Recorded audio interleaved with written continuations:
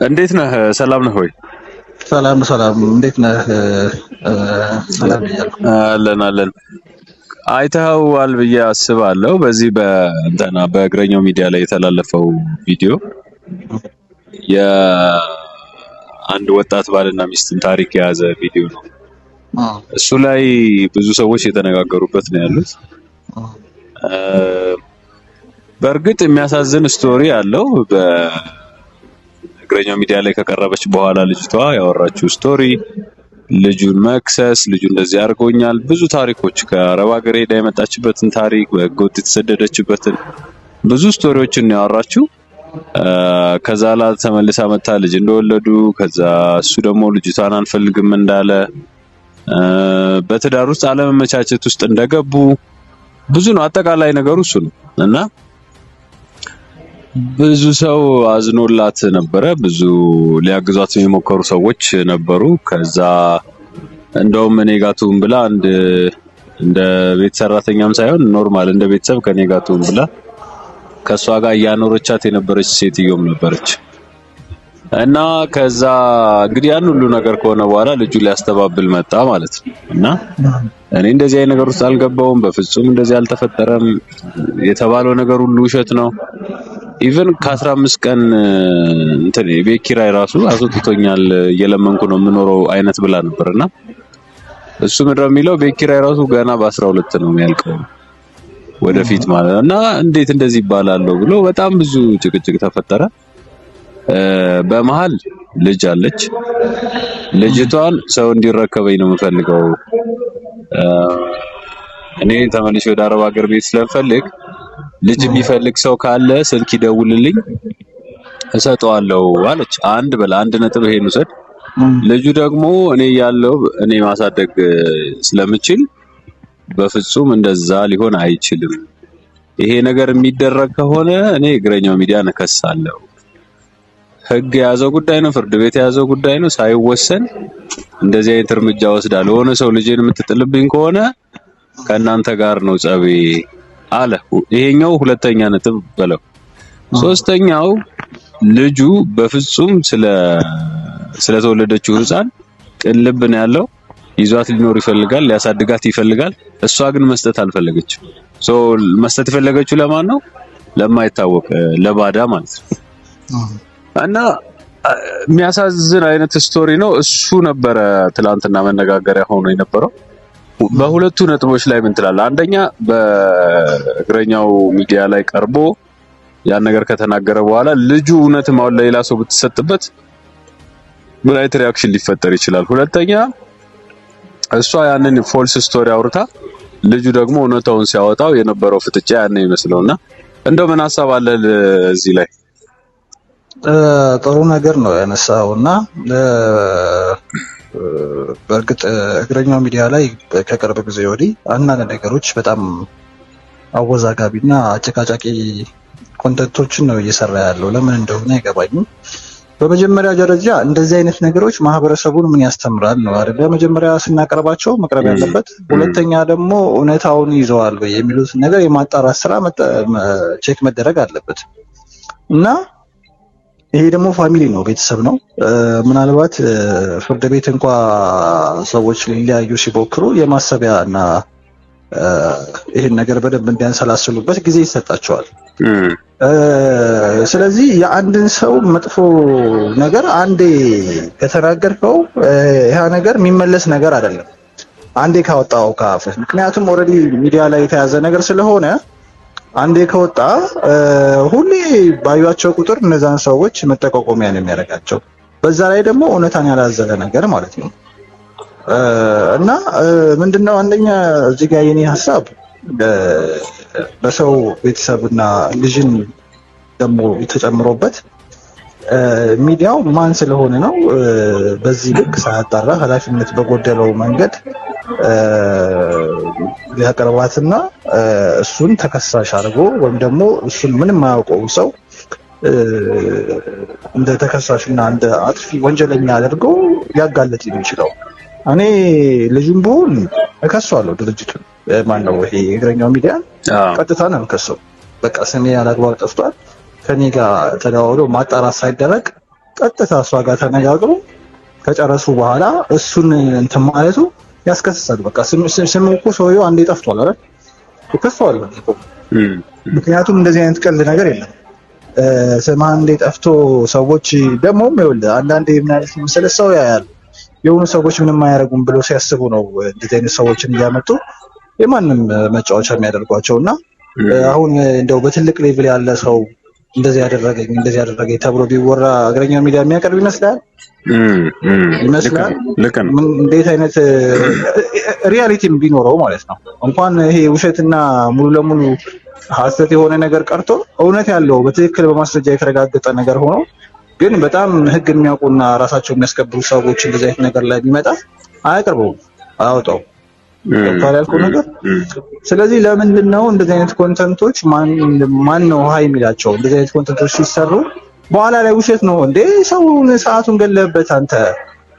ሰው እውነት ነው ብሎ ሰምቶ ያን ሁሉ ነገር ሰምቶ ለልጅቱ ምን አይነት ሪአክሽን ይሄን ብናረግላት ይሄን ብንረዳት ብሎ አስበው ውሸት ነው ስትለው በሚዲያ ደረጃ ፕራንክ ስታረገው ይሄን ሁሉ ህዝብ ምንድነው ነገር?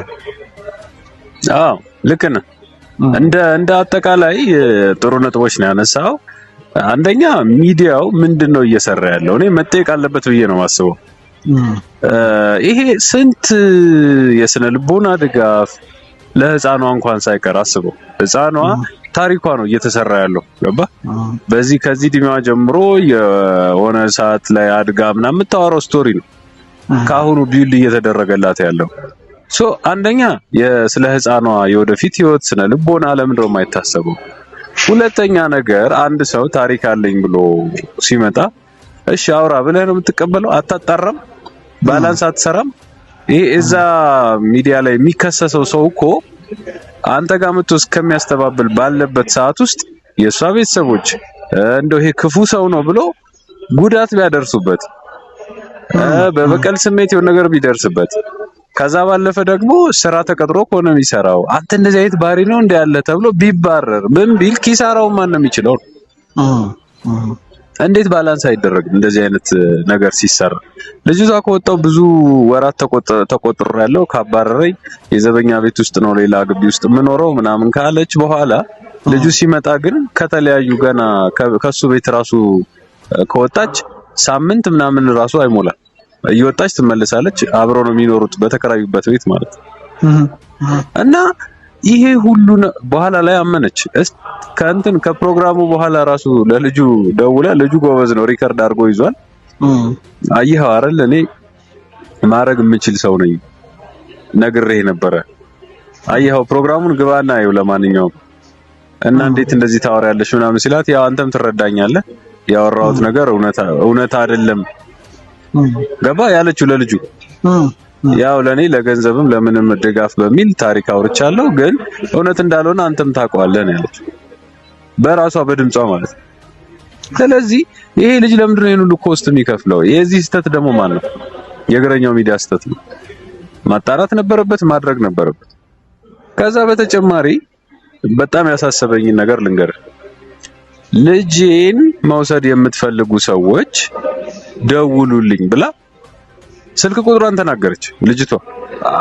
አባትየው ቁጭ ብሎ አስብ እንግዲህ ፍርድ ቤት ያልወሰነው በህግ ያልተዳኘን ነገር ስልኬ ይሄ ነው ስትል እግረኛው ሚዲያ ምን አደረገ? የእሷን ስልክና ስሟን መዝግቦ ስክሪን ላይ ለጠፈው። ምንድነው እየሆነ ያለው? ልጅ እያሻሻጠ ነው ሰውየው። ስራው ምንድነው? የሚዲያው ስራ። አባትየው እዛ ቁጭ ብሎ ለሰውየው ሞራል እንኳን መጨነቅ አያስፈልግም።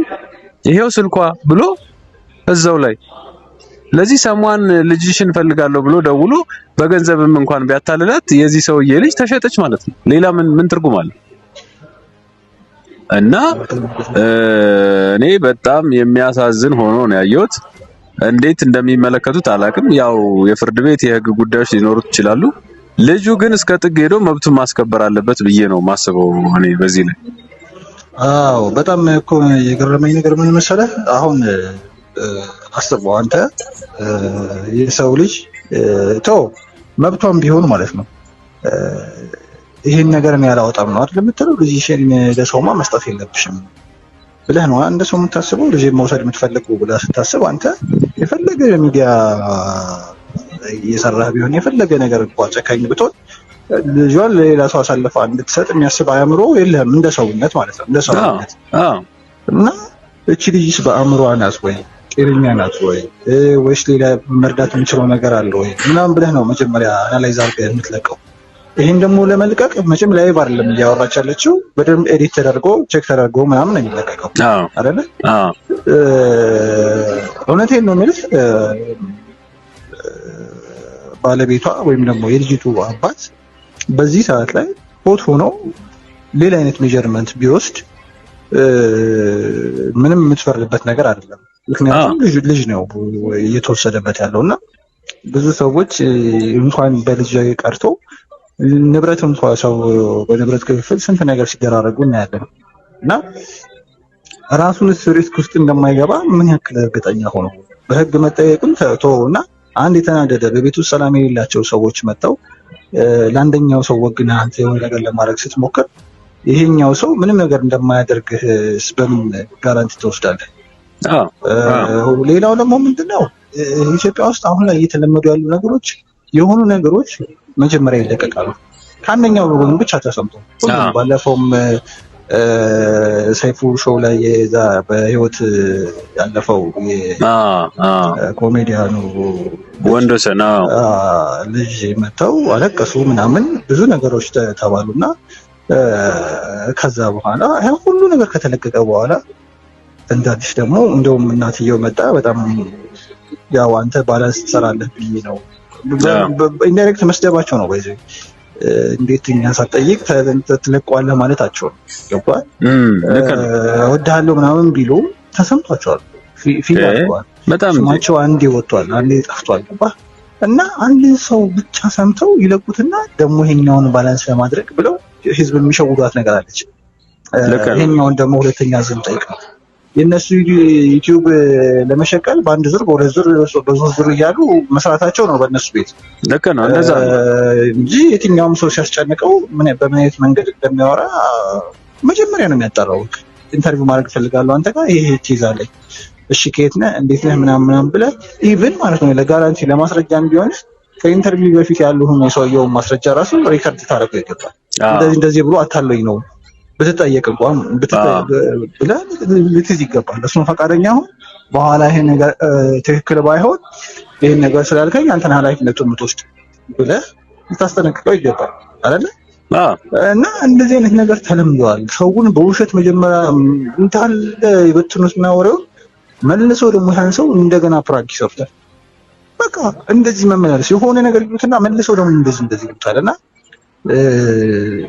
አሁን እውነቴን ነው መንግስት አሁን ከባህል ያፈነገጡ አለባበሶች ከባህል ያፈነገጡ ምናምን የሚባሉ ንግግሮች ጥሩ እርምጃ እያደረገ ነው ለምናስበው። እንደነዚህ አይነት ደግሞ በጣም አደገኛ የሆነ አካሄድ ሰውን የሁለት ደቂቃ 3 ደቂቃ አይደለም እንግዲህ የአንድ ሰዓት ኢንተርቪው ሊሆን ይችላል፣ የ30 ደቂቃ የ40 ደቂቃ የሁለት ሰዓት ኢንተርቪው ሰውን ጊዜውን ገለው ምን ብለው እንደገና መለሰ ስትሸውለው መጠየቅ የሚችሉበት አግባብ ቢመጣ በደንብ ነው ማለት እንዴ። አሁን እኮ ዌል ኢንፎርምድ የሆነ ነገር ነው መስማት ያለብህ። ሁለተኛ ደግሞ መውጣት ያለባቸው ነገሮችና የሌሉባቸው ነገሮች ደግሞ ብታይ ይሄ እኮ ፍርድ ቤት እኮ መለቀቅ ያለበት ፍርድ ቤት ኢቭን ፍርድ ቤት ውሳኔን ካልሰጠ እና ለአንተ ካላዳላ ሚዲያ ላይ ነው የምታቀርበው። ለዛውም እውነታን ይዘህ አይደለ? መጀመሪያ ፍርድ ቤት ነው በቃ ይሄን ነገር የሚጨርሰው። ፍርድ ቤት ግን በሙስና በሆነ ነገር ምናምን እንኳን ያንተን ፍርድ ይውጣልኝ ብሎ እንትን ካላለ ምክንያቱም ህዝቡ ማለት ይለማመዳል። ነገ ቤቱን ማስጣት ነው፣ ሚስቱን ማስጣት ነው፣ ባልን ማስጣት ነው፣ ኖርማል ነው የሚያደርጉት። ገባህ? ስለዚህ ፕራይቬት ላይፍ የሚባል ነገር የለም። ከዛ ራስህ በፈጠርከው ባወጣው ሚስጥር ሁሌ እንደተሳቀቅክና በሰው ሙድ እንደተያዘብህ እንደተሸማቀቅ ትኖራለህ እና ይሄን እያለማመድ ነው የሚመስለኝ። ልክ ነው። እንደውም እኔ ቅድም ሳስብ የነበረው ምንድነው የሚዲያው ተጽዕኖ እንደው ምን መጣብን የሚያስብል እኮ ነው እባክህ። አሁን እንዴት ነው በኢትዮጵያ ታሪክ የቤተሰብ ገበና፣ የሚስት ገበና፣ የባል ገበና ቅልቅርብ ላለ ሰው እንኳን እኮ ማትነግራቸው ገበናዎች ወጥተው ሚዲያ ላይ ይሰጣሉ። እዛውም ሐሰት ሊሆን ይችላል። ሐሰት የመሆን እድሉም ደግሞ አላቸው። ከዛ ውጪ ሚዲያው እንዴት ይሄንን እንደ ፕሮግራም ይዞ ሊቀጥል ይችላል። ባልን ታመጣና ሚስት እያሳማህ፣ ሚስትን ታመጣና ባልን እያሳማህ እንዴት የፕሮግራም ሞዳሊቲ ሆኖ ይመጣል እንዴ?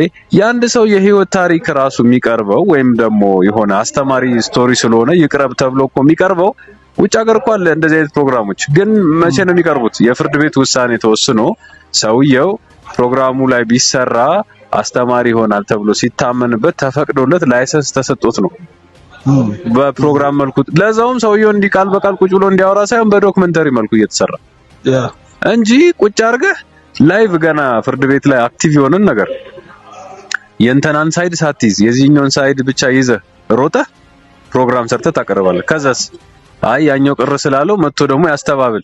ሁለት ፕሮግራም ውሰድ። እንግዲህ ከዚህ በፊት አንስተነዋል እዮሃ ሚዲያ ላይ የነ መልእክተኛውና ባላደራውን ፕሮግራም ሰውየው የሰራበት መንገድ 4 ክፍል 5 ክፍል የማያስፈልገው በአንድ ክፍል የሚቋጨውን ነገር ነው እዛ ደረጃ ላይ ያደረሰው። ይሄ ደግሞ ከፐርሰናል ኢንተረስት እና ቤኔፊት ጋር የተገናኘ ነው። ሌላ ምንም ትርጉም ልትሰጠው አትችልም። ምንም ትርጉም የለውም ይሄ ነው።